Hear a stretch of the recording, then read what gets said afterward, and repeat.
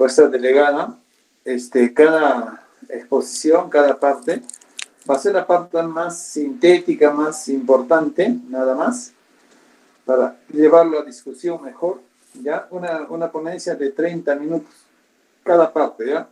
Tenemos acá dos síndromes muy importantes que tienen que ver fundamentalmente la afectación de dos órganos vitales. En este caso es el pulmón y riñón, ¿no? Y la segunda parte es el corazón-riñón, ¿no? Entonces se llama síndrome pulmón-riñón, el síndrome cardiorrenal.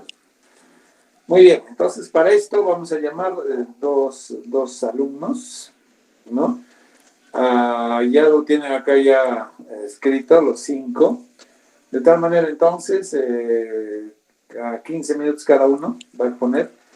Y el primero yo voy a designar y el segundo ustedes lo designan, ¿no? O lo hace voluntariamente alguien de los 5, igual en el otro grupo, ¿ya? Entonces, vamos a ver, la primera que va a exponer es Catherine Ferrer y después ustedes escogen para la continuación, ¿ya? Son 30 minutos suficiente, la parte más importante de lo que significa esto. Vamos, entonces empecemos. A ver, Catherine Ferrer.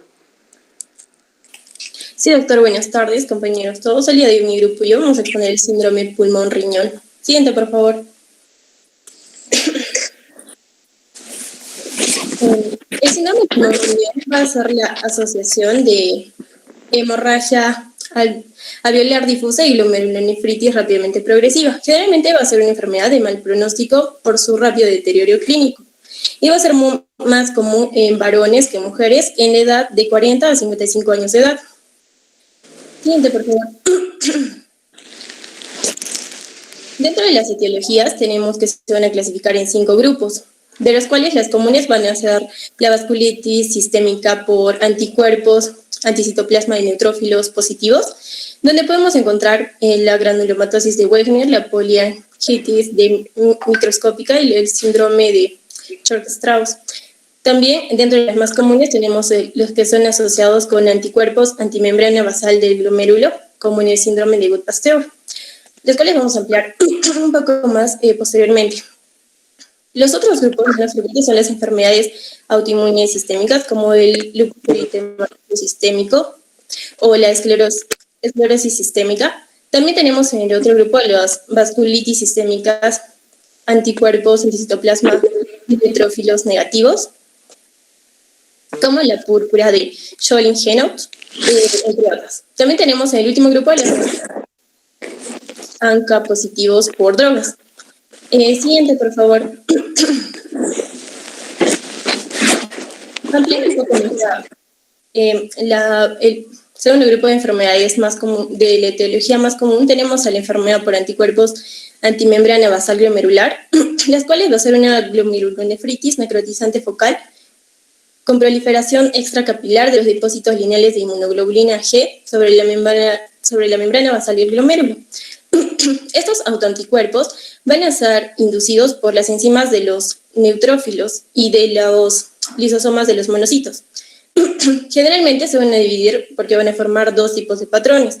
El patrón citoplasmático, que va a tener una afinidad por la proteína SAT3, la cual va a ser una enzima, y el segundo patrón que van a formar va a ser un patrón perinuclear, que va a tener una afinidad por la amiloperoxidasa. Estos autoanticuerpos van a intervenir en las alteraciones de las paredes vasculares que vamos a poder encontrar en enfermedades como las vasculitis y la glomerulonefritis. Siguiente, por favor. Ampliando más la primera patología, que es la granulomatosis de Wegener, tenemos que va a ser una vasculitis primaria que va a predominar, va a ser una vasculitis sistémica necrosante que va a tener predominio por las arterias y vasos de pequeño calibre. Va a ser de las enfermedades más comunes de este grupo de etiología y va a predominar generalmente va a dar por igual a hombres y a mujeres y generalmente va a iniciar la enfermedad en promedio a los 40 años de edad. Dentro de la patogenia tenemos que Cuando las vías respiratorias superiores se ven afectadas por la presencia de algún antígeno exógeno, van a desencadenar una respuesta de hipersensibilidad exagerada y anómala, la cual va a estar medida por las células T. A su vez, va a haber la presencia de granulomas, pero lo bueno de esto es que van más responder positivamente a los inmunosupresores. De esta manera se va a poder controlar la enfermedad. Ahora, el 95% de los pacientes que presentan esta granulomatosis van a presentar los autoanticuerpos con patrón citoplasmático. Ahora, a su vez, esta hiperreacción de sensibilidad va a generar una mayor producción de interferón gamma, factor de necrosis tumoral e interleucina, con lo cual van a dar como resultado las lesiones necrotizantes. Siguiente, por favor. Dentro de la tríada de presentación de la granulomatosis de Wagner tenemos que va a ser inflamación granulomatosa de las vías aéreas superiores. En segundo lugar vamos a tener la vasculitis necrosante de arterias y venas y la glomerulonefritis segmental. Ahora, el cuadro clínico, y bueno, esta enfermedad va a afectar a las vías aéreas tanto superiores, inferiores y a nivel renal. El cuadro clínico va a ser muy amplio y generalmente el paciente va a presentar astenia, adinamia, anorexia, pérdida de peso, fiebre y sudores nocturnos. También va a presentar otitis, lo cual si es muy grave puede desarrollar sordera. También va a tener una afectación a nivel de los ojos, produciendo una conjuntivitis, va a producir epistaxis, sinusitis, úlceras alrededor de los orificios nasales, hemoptisis, disnea y sibilancias, entre otros. Siguiente, por favor. Ahora, los exámenes de laboratorio que podemos solicitar, tenemos que tener en cuenta que si el paciente está en la fase activa o inactiva de la enfermedad, ya que en la fase inactiva la sensibilidad para detectar a los autoanticuerpos van a disminuir y por eso a veces un resultado negativo no nos va a descartar la presencia de la enfermedad, ya que también se considera que 20% de pacientes no van a tener nunca un resultado positivo, pero sí van a presentar la enfermedad. Ahora, lo que sí vamos a encontrar va a ser una velocidad de eritrosedimentación muy elevada, va a haber anemia con leucocitosis, también va a haber hipergamaglobulinemia, con predominio de la inmunoglobulina A y una elevación del factor reumático. En la fase activa, ya también lo que podemos encontrar es que el 90% de pacientes van a encontrarse en esta fase y generalmente van a tener la presencia de autoanticuerpos con patrón citoplasmático o con una especificidad por la enzima proteinasa 3, más que con la especificidad por la mieloperoxidasa. Ahora, el diagnóstico definitivo se va a realizar a través de una biopsia de las lesiones, ya que aquí vamos a poder evidenciar la vasculitis granulomatosa necrosante y si le podemos tomar del tejido pulmonar, la respuesta va a ser muchísimo más certera.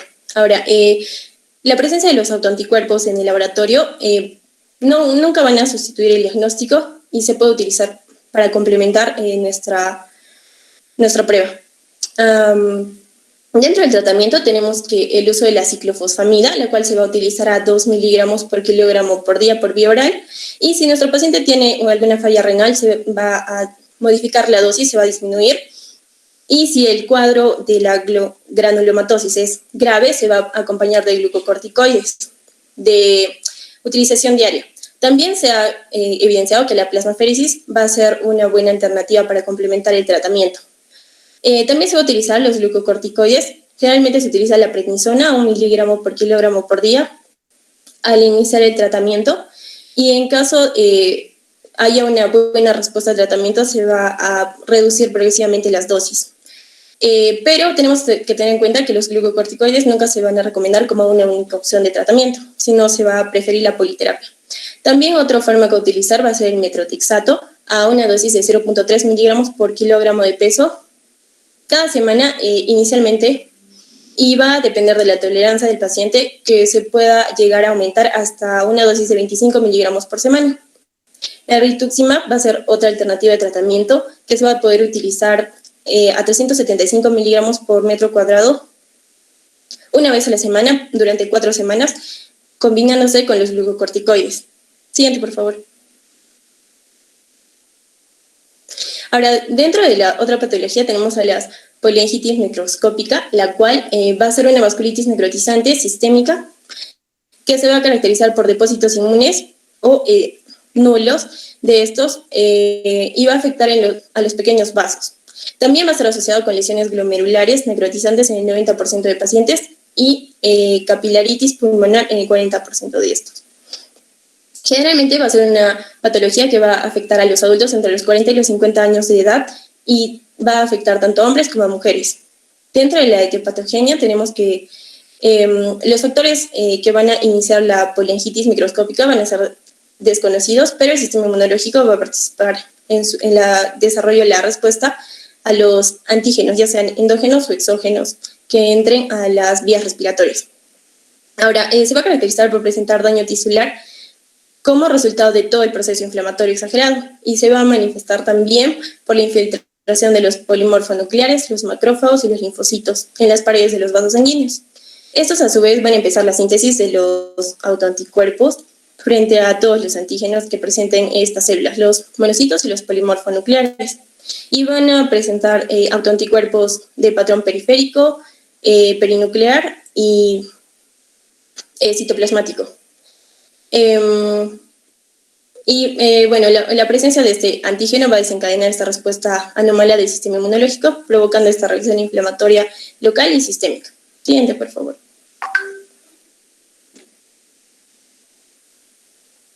Dentro del cuadro clínico podemos encontrar que el paciente va a presentar úlceras orales, artralgia, mialgia, artritis, vasculitis. A nivel abdominal va a presentar diarrea, sangrado gastrointestinal. También va a tener una afectación del sistema nervioso periférico. A nivel renal vamos a encontrar glomerulonefritis necrotizante segmentaria, rápidamente progresiva en el 100% de los pacientes. Va a haber también hemorragia alveolar difusa por la capilaritis. Y a diferencia de del anterior cuadro, vamos a tener que aquí no va a haber presencia de granulomas en las lesiones tisulares y también podemos tener dentro del diagnóstico que se va a utilizar la tomografía axial computarizada, donde se va a evidenciar nódulos cavitarios, masas en áreas de vidrio deslustrado por la actividad inflamatoria. También va a haber bronquiectasia y por los cambios fibróticos crónicos. Ahora, el estudio de los autoanticuerpos se va a realizar por inmunofluorescencia indirecta y vamos a tener ya sea de patrón citoplasmático y de patrón perinuclear. A nivel renal vamos a tener la presencia, también vamos a poder evidenciar la presencia de necrosis fibrinoide segmentaria, se van a encontrar semilunas granulomatosas, también van a haber a nivel de los túbulos cilindros y signos de una inflamación, venulitis o capilaritis en el intersticio también va a producir un infiltrado muy intenso. Dentro del tratamiento también tenemos que se va a utilizar prednisona a 1 miligramo por kilogramo por día. También se va a dar, cuando el cuadro es grave, por vía endovenosa, en bolos de metilprednisolona de 7 a 15 miligramos por kilogramo por 3 días seguidos. También se va a utilizar inmunosupresores como la ciclofosfamida a 2 miligramos por kilogramo por día por vía oral o corticoides a dosis altas. También si el cuadro es grave se va a dar ciclofosfamida a 0.7 gramos por metro cuadrado con pulsos de corticoides. También se puede utilizar, si la enfermedad ya está estable, azatioprina a 1.5 a 2 miligramos por kilogramo de peso durante 18 a 24 meses. Y si los riñones están muy lesionados, se puede optar por diálisis o hemodiálisis. Dentro del síndrome de Short-Strauss, tenemos que esto también se va a conocer como angitis y granulomatosis alérgica y se va a caracterizar por ser una vasculitis eosinofílica de afectación sistémica. Esta enfermedad va a presentar vasculitis en arterias de pequeño y mediano calibre, cuadros de asma, rinosinusitis crónica, eosinofilia ística y periférica, granulomas extravasculares y generalmente va a afectar a los pulmones, la piel y los riñones.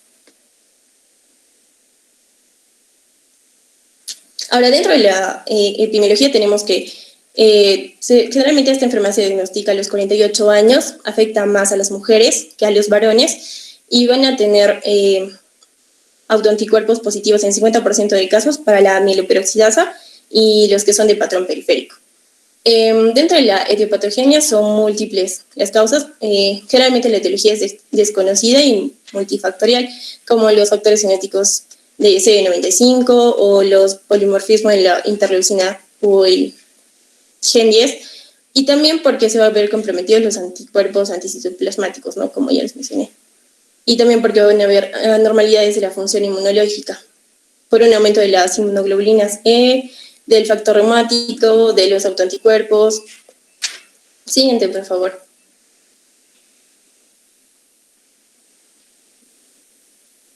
Siguiente.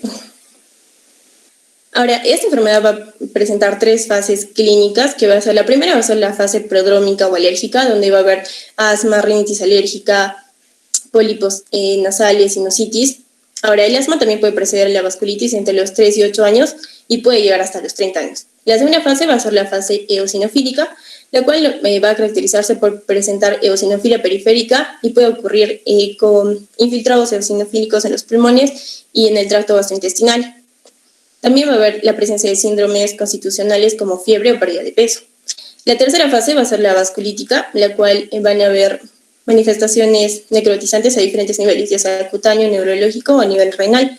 También va a haber manifestaciones osteomusculares y generalmente los restantes de fase aguda se van a encontrar elevados. Siguiente, por favor. Dentro del cuadro clínico vamos a ver la afectación cardíaca. Va a haber insuficiencia cardíaca en el 47% de los pacientes, va a haber derrame, tamponamiento cardíaco y hipertensión arterial. A nivel neurológico tenemos que va a haber hemorragia subaracnoidea e infarto cerebral.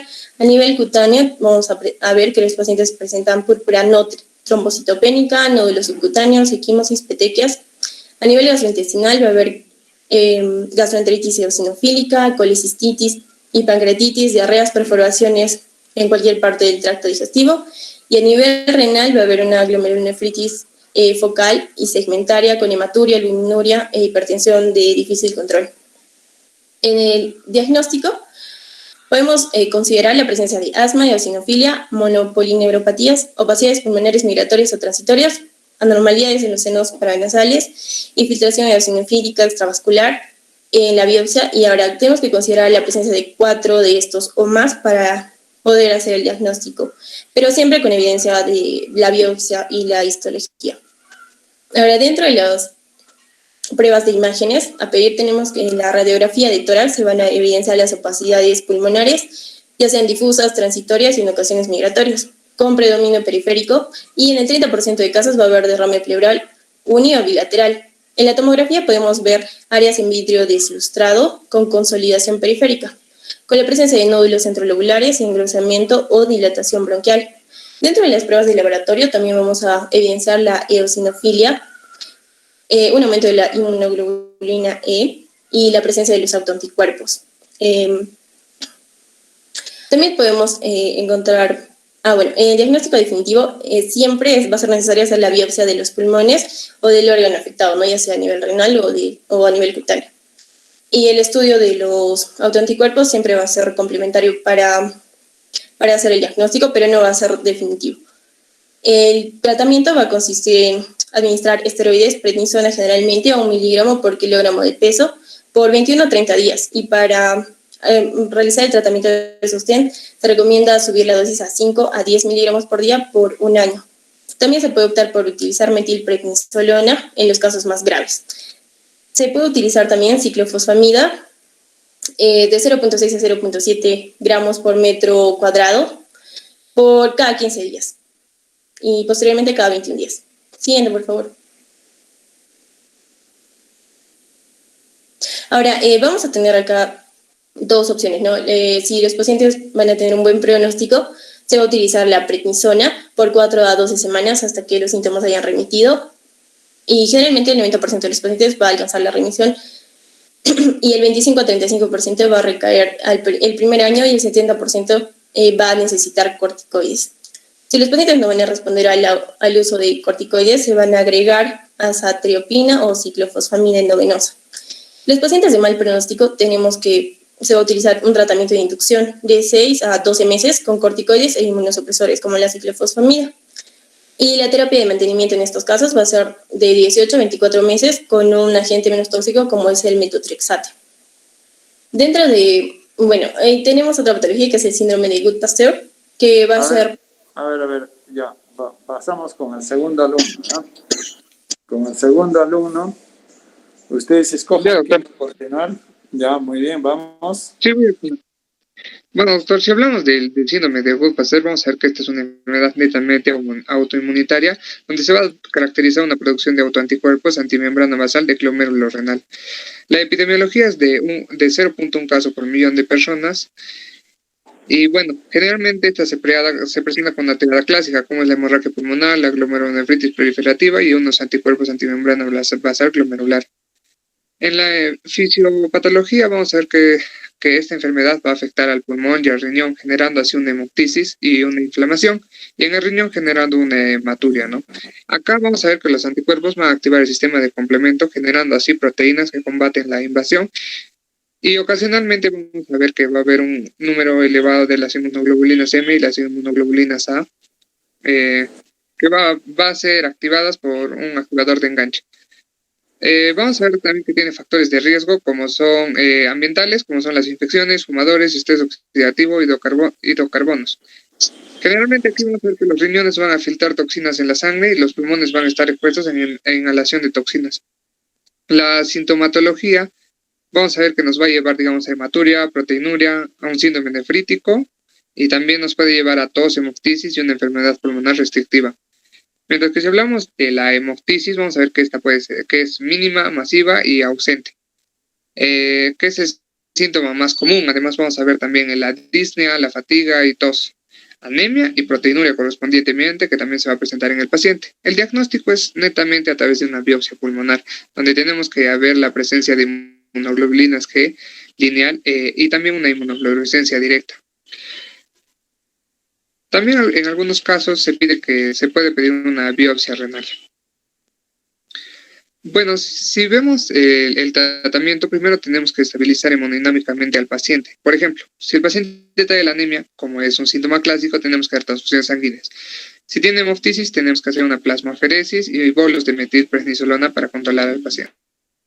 También debemos debemos de dar inmunosupresión y metilprednisolona. Por ejemplo, acá la ciclofosfamida. Y también para pacientes que tengan una disfunción renal severa, se hace una hemodiálisis a largo plazo.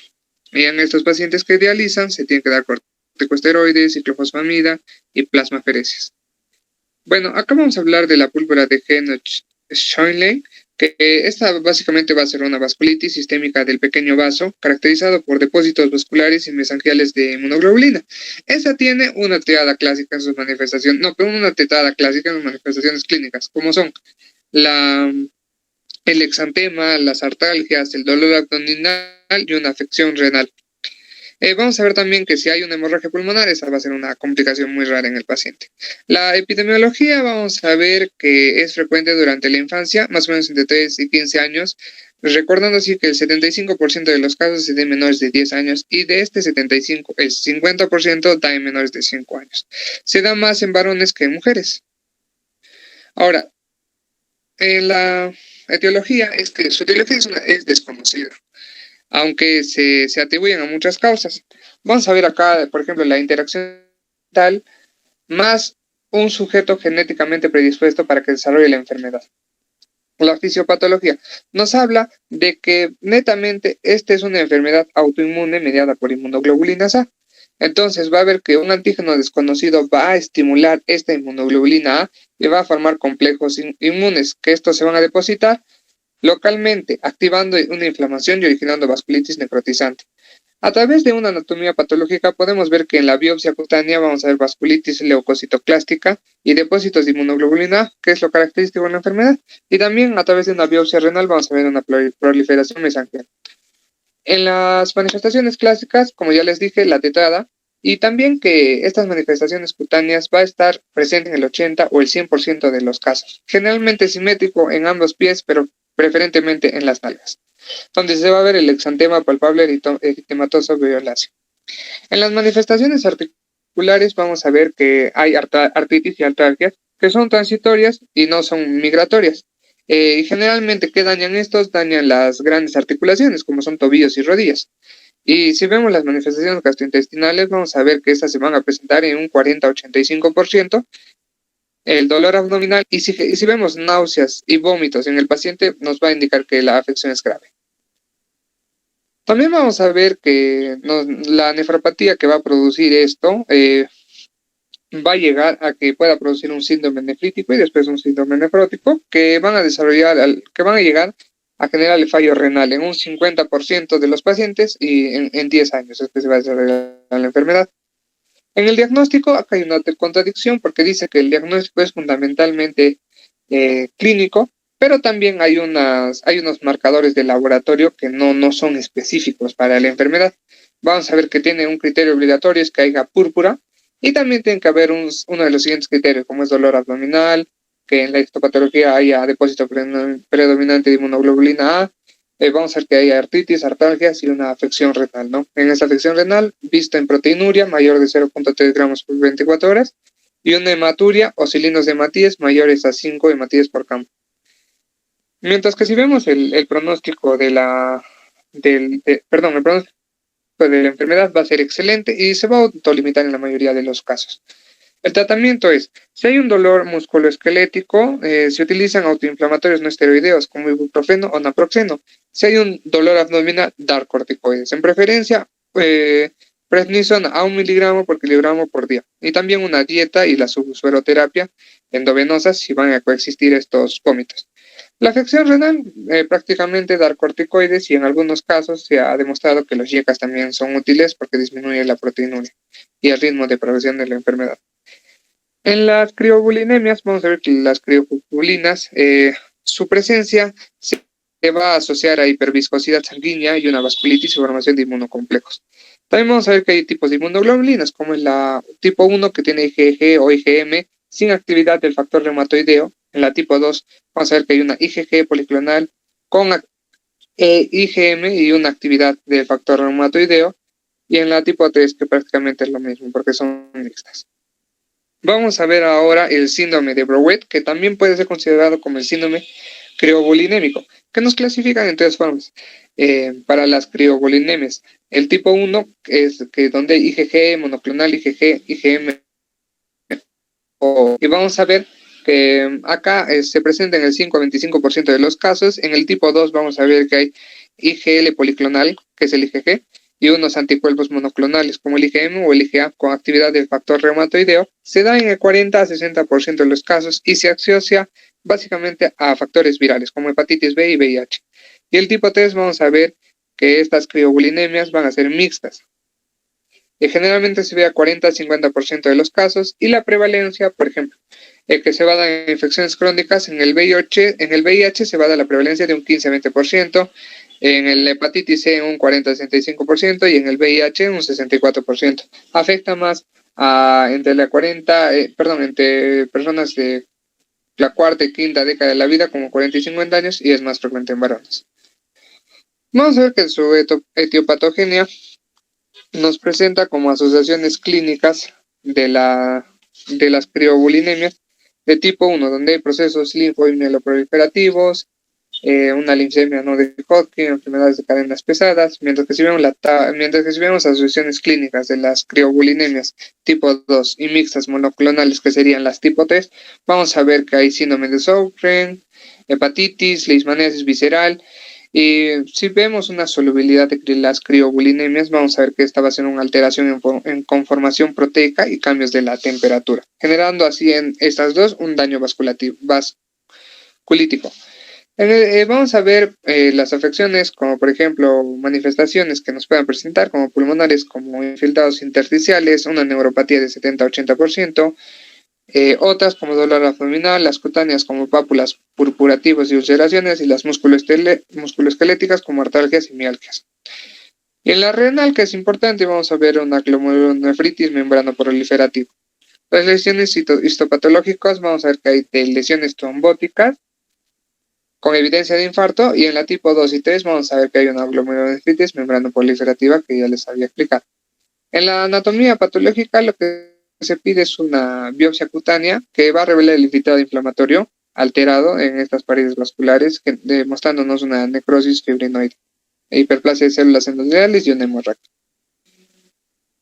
Al laboratorio vamos a ver las crioglucinas van a estar menor a 80 miligramos por decilitro. Vamos a ver a través del complemento que el tipo 1 produce anomalías del complemento, y en las restantes de fase aguda vamos a ver que reflejan una respuesta inflamatoria crónica.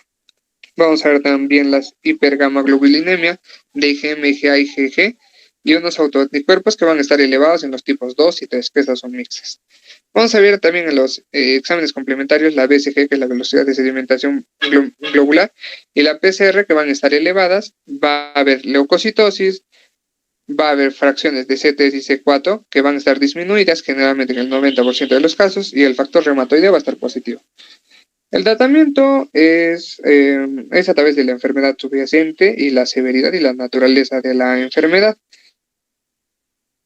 En los pacientes con hepatitis C, el tratamiento es con interferón gamma y ribavarina. También vamos a dar una plasmaferesis y citotóxicos, ¿no? El pronóstico. ¿Cuál es el pronóstico de la enfermedad? Que la principal causa de muerte en estos pacientes va a ver que el compromiso renal sea grande, el compromiso hepático sea grande, y las infecciones y los trastornos asociados a esta vasculitis generalizada no se hayan asociado. Y también tendríamos que ver los estadios y los factores de mal pronóstico del paciente. Vamos a ver también el cuadro clínico, donde hay úlceras orales, que hay entre el 50 y 70% de los casos, las úlceras genitales en el 80% de los sujetos, y manifestaciones cutáneas como foliculitis, pioderma, pústulas, vesículas, también vamos a poder presenciar. Implicaciones venosas como tromboflebitis, articulaciones, que va a haber en el 65% con artalgia y artritis. Y bueno, también va a haber implicaciones oculares, implicaciones del sistema nervioso como meningoencefalitis y del tracto digestivo como cólicos, náuseas, vómitos. Hay la triada clásica, que es la estomatitis aftosa, las úlceras genitales y la uveitis. En la etiología vamos a ver que se va a considerar como una enfermedad autoinmune, ya que el denominador común en muchos pacientes es la vasculitis prácticamente. La evolución de esta enfermedad de BSEP vamos a ver que suele ser intermitente y con periodos de remisión y exacerbación a lo largo de los años. Y los síntomas duran entre días o semanas y pueden comportarse de forma crónica con tendencia progresiva hacia la remisión. En los criterios diagnósticos para esta enfermedad vamos a ver que el primer síntoma se expresa en el 50-70% de los casos y posteriormente al 100% de los casos. Vamos a ver lo más importante, como son las úlceras orales recidivantes, y dos o más de los siguientes, como úlceras genitales, uveitis, sinusitis y meningoencefalitis. También el tratamiento es con corticoides tópicos como betametasona, o corticoides orales como la prednisona, antiinflamatorios no esteroideos y analgésicos como aspirina, paracetamol, ibuprofeno, e inmunosupresores que se reservan para las manifestaciones severas de la enfermedad, como ciclofosfamida o ciclosporina. El diagnóstico del síndrome de pulmón se va a basar en la identificación de hallazgos clínicos, radiológicos, del laboratorio e histológicos. Vamos a ver que los síntomas más frecuentes son disnea, tos, fiebre de bajo grado. Y la hemoptisis es la manifestación clínica más común, presenciándose en el 65 a 70% de los casos. A través de los exámenes de imagenología vamos a ver en la radiografía que hay una ocupación alveolar bilateral difusa con broncograma aéreo, afectando predominantemente ambas bases pulmonares. Y en la tomografía computarizada vamos a ver que el tórax muestra áreas de consolvelar y son esmerilado. Al laboratorio vamos a ver que la presencia de eritrosedimentación y proteína C reactiva son indicadores de esta inflamación activa y son los útiles para el seguimiento clínico terapéutico. Vamos a ver anemia, vamos a ver ferropenia en casos crónicos y leucocitos y plaquetas que van a estar elevados en vasculitis. El diagnóstico laboratorial es importante. Por ejemplo, acá vamos a ver glóbulos rojos dismórficos, acantocitos, cilíndricos hemáticos y proteinuria. En los pacientes que tengan el síndrome de pulmón riñón con o sin otras manifestaciones sistémicas, vamos a ver que el ANCA va a ser positivo con anticuerpos anti-PRTs. Y también vamos a ver que este ANCA va a estar dirigido contra la mieloperoxidasa, que va a ser observado entre el 56 y 87% de los pacientes. También hay un 35 a 50% de pacientes que van a desarrollar el síndrome de Churg-Strauss. Y el diagnóstico de este síndrome pulmón-riñón primariamente es por ANCA. El ANCA positivo ya nos dice que ya tiene la enfermedad y posteriormente pasamos a un tratamiento.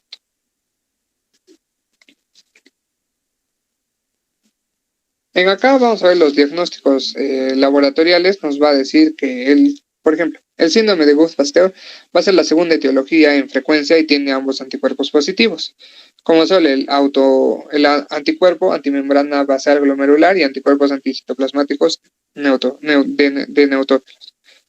En un 10% de los casos vamos a ver curran con anticuerpos antinucleares positivos, anticuerpos anti-DNA altos y fracciones de C3 y C4 disminuidas. Y la primera manifestación de la enfermedad va a ser la hemorragia alveolar difusa. En los pacientes que van a ingerir drogas, los ANCAs son frecuentemente de tipo P y en títulos altos. Y la biopsia pulmonar confirma el diagnóstico y determina el tipo histológico por microscopía óptica. Y después se podría hacer, si no han llegado a confirmar, una inmunofluorescencia indirecta. Bueno, las conclusiones, ¿cuáles van a ser las conclusiones más importantes? Es que este síndrome pulmón-riñón se va a caracterizar por la combinación de hemorragia alveolar difusa y glomerulonefritis, que posteriormente puede darnos ciertas complicaciones ya mencionadas. Las vasculitis sistémicas primarias y el síndrome de Guth-Pasteur son las etiologías más frecuentes que se van a presentar en el paciente. El lupus eritematoso sistémico y otras colagenopatías van a ser secundarias a drogas, que no son tan comunes. Y la granulomatosis de Wegener forma parte de un grupo heterogéneo de síndromes vasculíticos que van a caracterizarse de la inflamación y la lesión de vasos sanguíneos. La triada patológica que se caracteriza en la granulomatosis de polangitis, que es la granulomatosis de Wegener, presenta la inflamación granulomatosa de la vía aérea superior, la vasculitis necrotizante de arterias y venas y la glomerulonefritis segmental. Y la terapia, o sea, el tratamiento, se basa en altas dosis de glucocorticoides e inmunosupresores. Y el diagnóstico precoz y el adecuado tratamiento van a mejorar la función renal y disminución de la mortalidad del paciente. Eso sería todo del síndrome pulmón-riñón. Doy paso al síndrome cardiorrenal. Un rato. A ver, vamos a ver. Delegada, ¿hasta cuándo está programado el ciclo? De acuerdo a eso, para podernos dosificar en cuanto a nuestro tiempo, ¿no? Doctor, el ciclo está hasta el 4 de julio como último día para subir notas, desde el 28 de junio. Del 28 de junio al 4 de julio. Sí, doctor. Ya, entonces tenemos prácticamente junio, ¿no es cierto? Sí. Ya. Entonces, a ver, bueno, después de este seminario ya estaríamos... ese es un problema. Vamos a tener que ir presentando ya los casos clínicos. Supongo que estarán ya preparando, ¿no? Para avanzar. Ya, entonces, a ver, vamos a ver. Para no perder la hilación, vamos a entrar a la discusión en el tiempo que nos queda de síndrome pulmón-riñón. Ya, de una vez, para que lo dejemos ya eso y después nos aboquemos solamente a ver lo que resta, ¿no? Que es cardiorrenal. El grupo panelista es, a ver, grupo panel.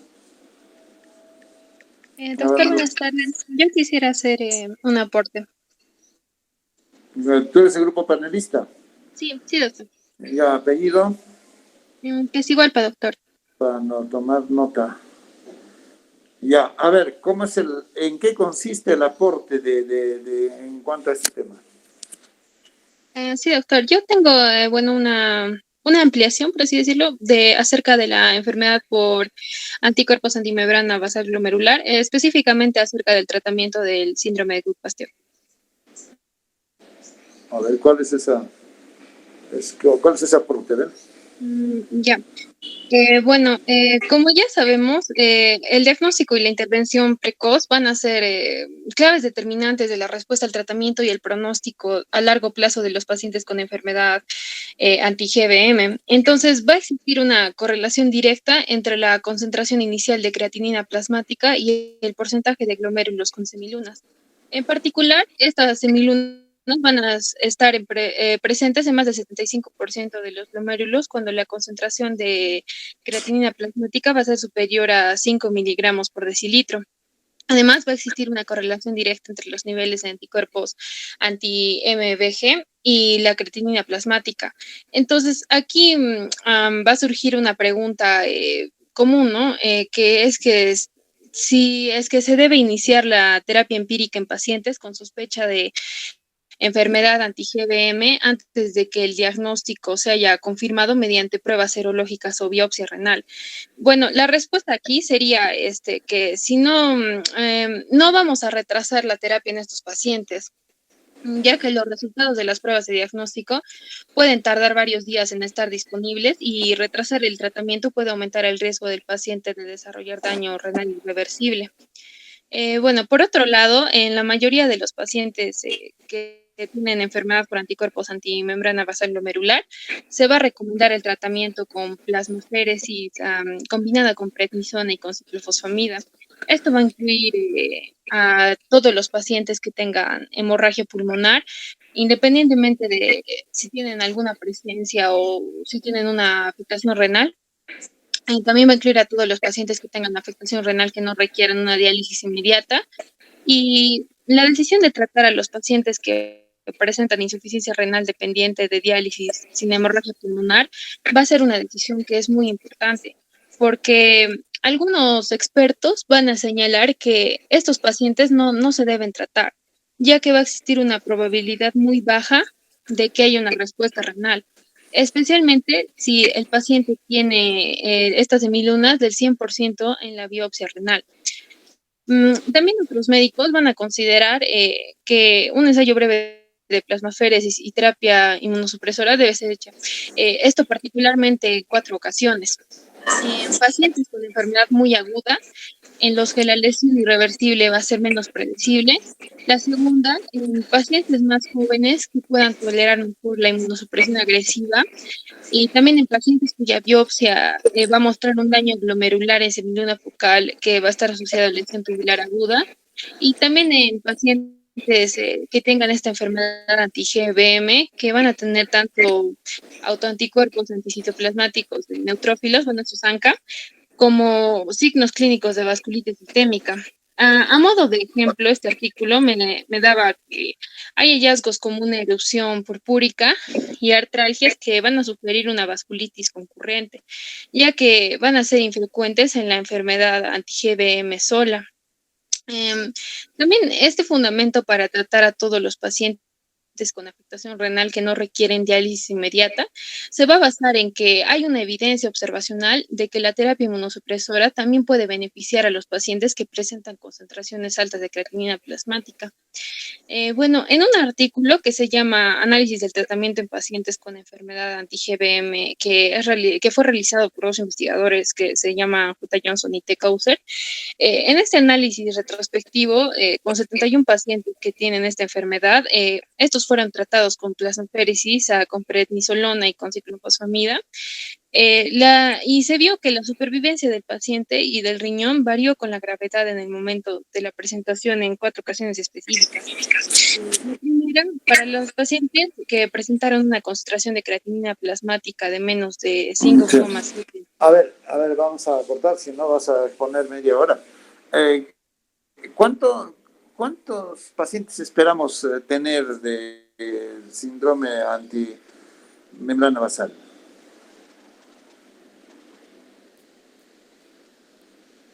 Hola. Ya se perdió. Sí. ¿Cuántos pacientes yo espero tener por mes, por año, por día del síndrome antimembrana basal? Que en buena cuenta es la Good Pasteur, ¿no? A eso te refieres, ¿no es cierto? Sí, doctor. Ya, ¿cuántos?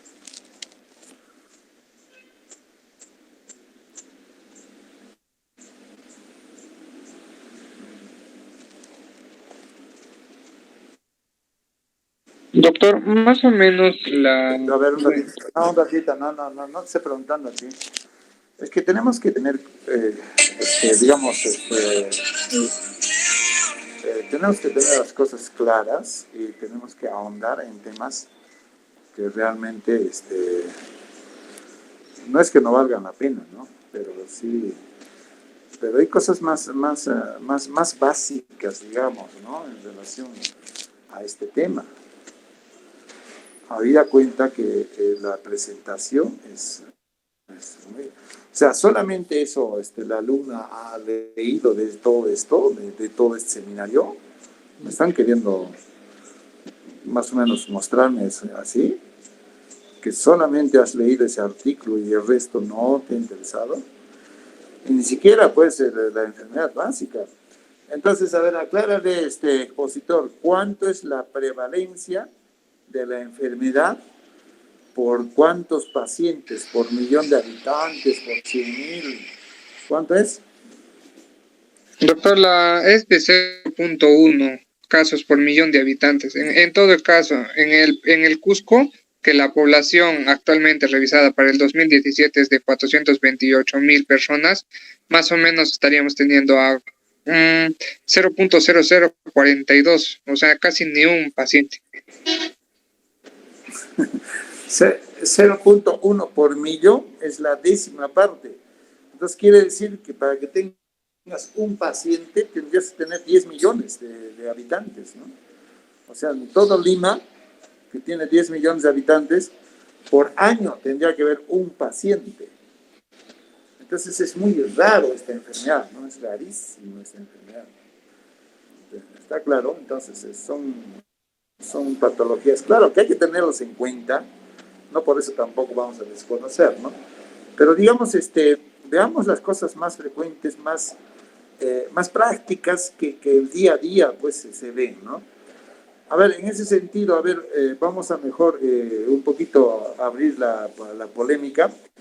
Ya, mira, mira, nos hemos ido casi 8, 10 minutos en esto, ¿eh? A ver, dentro de la clasificación de Chapel Hill, tradicionalmente se clasifican las de grandes, medianos y pequeños vasos, ¿ya?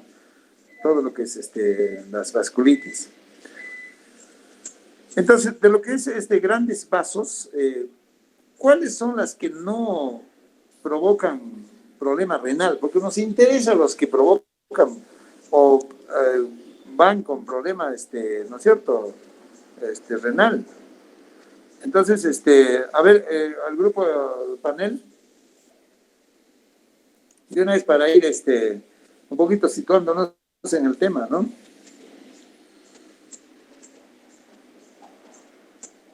¿Grupo panel están o no están? Doctor, Presente, doctor. entre las vasculitis de grandes vasos que no presentarían problema renal, sería la enfermedad de Kawasaki. Kawasaki. No. A ver, el visitor tiene que estar atento, ¿eh? ¿Está bien? ¿Kawasaki no produce complicación renal de las vasculitis?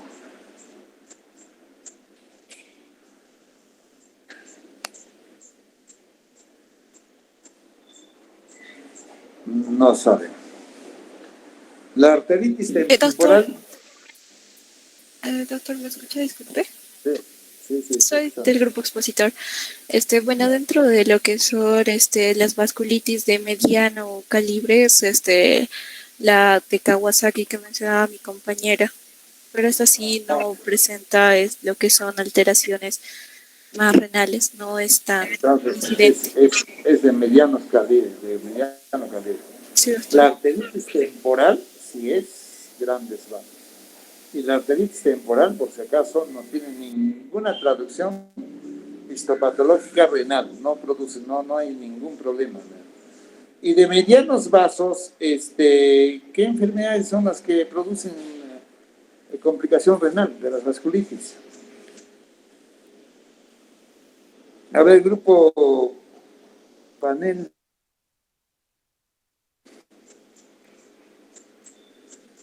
Itziar Celeste Corazao está.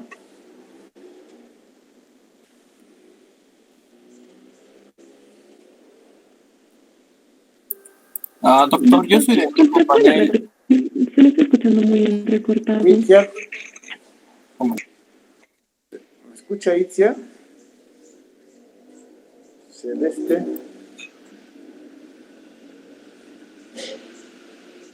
Bueno, no está. A ver, delegada, vas a anotar los que no están, ¿no? No están en la exposición, ese es delito, ¿eh? Por si acaso. Y seguramente se han anotado como que están asistiendo. Así que, delegada, por si acaso, atento con los que no están, ¿eh? Javier Eduardo Santos.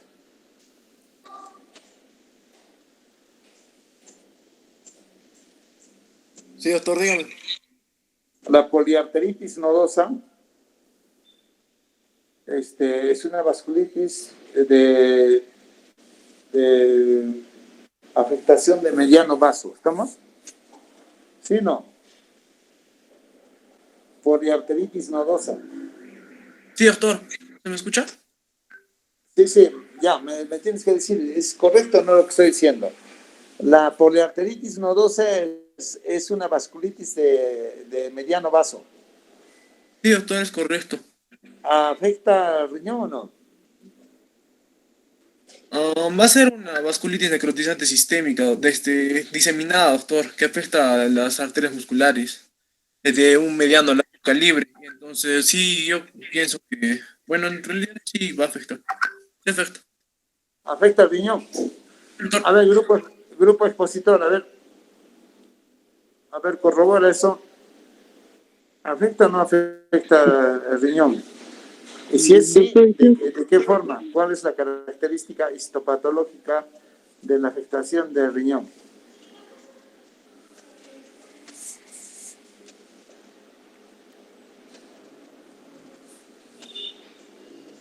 Doctor, la poliarteritis nodosa va a ser, que va a afectar las arterias de mediano calibre, generando así que en el paciente, generalmente, perdón, en las arterias renales va a haber una inflamación y van a estar dañadas. Entonces, por eso es que no va a poder circular bien la sangre.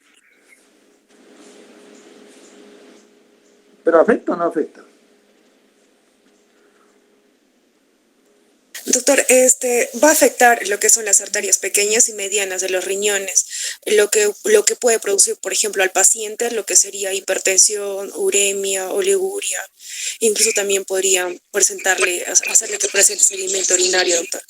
Entonces sí afectaría al riñón. Sí afecta al riñón.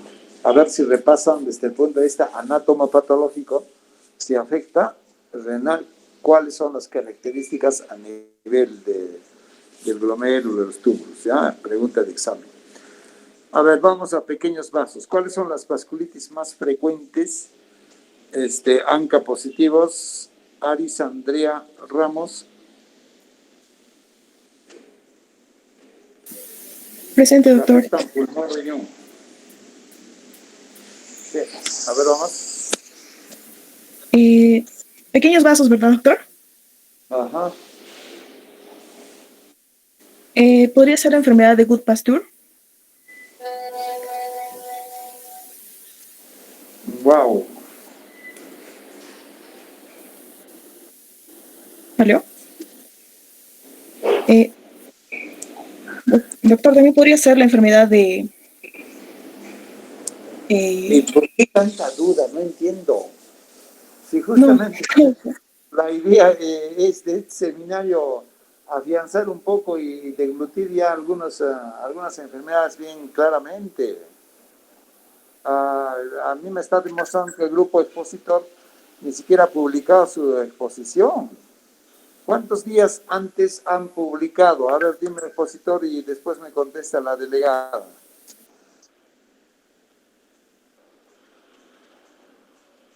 Doctor, la monografía se envió más o menos hace 2 semanas. Hace 2 semanas está subido la monografía, el resumen. Sí, ¿Es doctor, correcto, hace verdad? 2 semanas. Sí, doctor. Específico. Entonces acá ya no es tema del grupo, ¿no es cierto? Expositor, eso es tema ya de alumno, ¿no?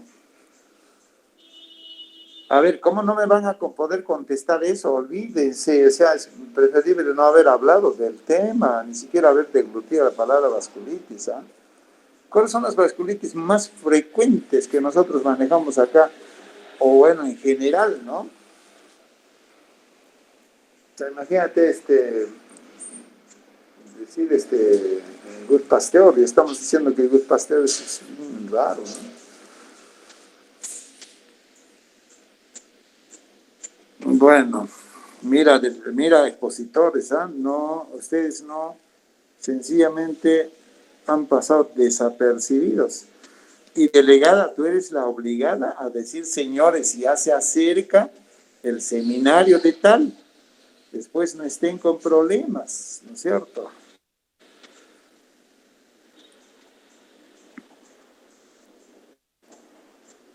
A ver, Flor de María Ibáñez, ¿cuáles son los mecanismos de lesión inmunológica en las vasculitis? Pulmón, riñón. Mecanismos de lesión inmunológica.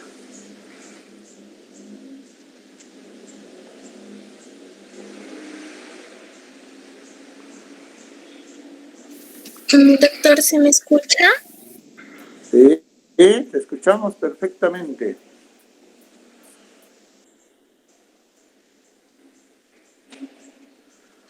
Mecanismos de lesión. Doctor, sería por el depósito de los inmunocomplejos.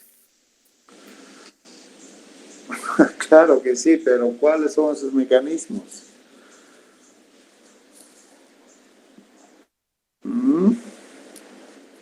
Doctor, en el tipo 1, que van a ser las vasculitis alérgicas o las anafilácticas, van a ser asociadas a estados atópicos, como por ejemplo la urticaria vasculitis o el síndrome de Churg-Strauss. Y estos van a ser principalmente por la presencia de los niveles séricos y tisulares de inmunoglobulina E elevados.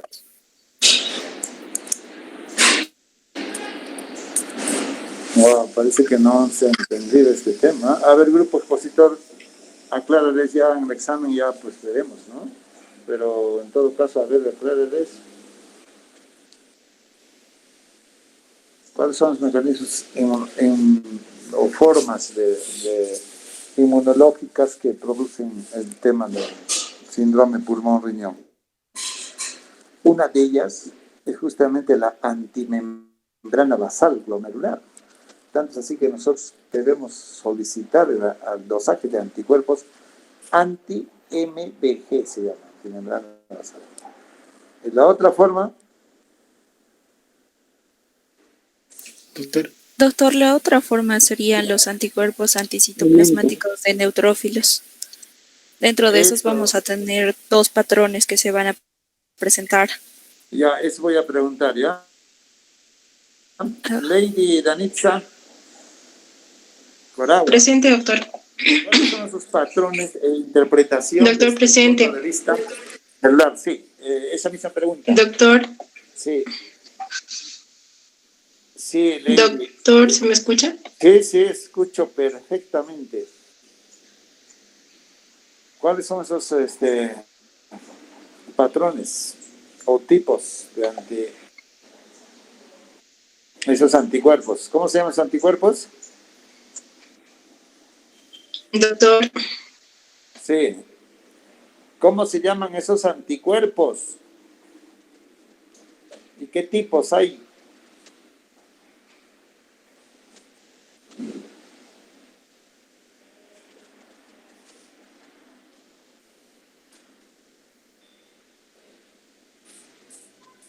Lo ha apagado su Lady Ganitza Coragua. Está apagado su micro. Doctor. Bueno, Bueno, chicos, la verdad que decepción con este seminario. Ahí tiene parte la culpa el mismo grupo que no tiene capacidad de convocatoria para su reunión. Es como una, ya les he repetido 1000 veces, es como una fiesta en la cual ustedes tienen que invitar, hacerles recordar, decirles, señores, vengan con buenos regalos, vengan a participar, vengan a divertirse académicamente. Ese es uno. Dos, la delegada. Doctor, no tiene, disculpe, no se le cumpliendo. escucha. A ver, no sé, no me están escuchando encima. ¿Y ahora? ¿Me escuchan? Manancancho. ¿Me escuchan o no me escuchan? Doctor, sí se escucha. Al parecer algunos de los compañeros no están escuchando, pero sí se le escucha. A ver, estaba diciendo de que lamentablemente este seminario no se ha preparado, no les veo que están muy fuera de foco. Entonces, acá decía que la culpa la tiene el grupo expositor que no ha tenido capacidad de convocación para la fiesta académica. Cuando uno está con esta fiesta, ¿no es cierto? Entonces tiene que hacer recordar, tiene que estimular, invitar. Y la delegada tiene que estar haciendo recordar que por si acaso tenemos el seminario. Lamentablemente veo que en cuestiones básicas no están a tono. Entonces ya les he dicho, un seminario no solamente es leerse un artículo y decir acá les voy a preguntar y yo voy a terminar mi participación con esta. No. El seminario es para tener los conocimientos básicos primero y luego empezamos a discutir algunos casos, ¿no? Así que, ¿qué ha pasado con el...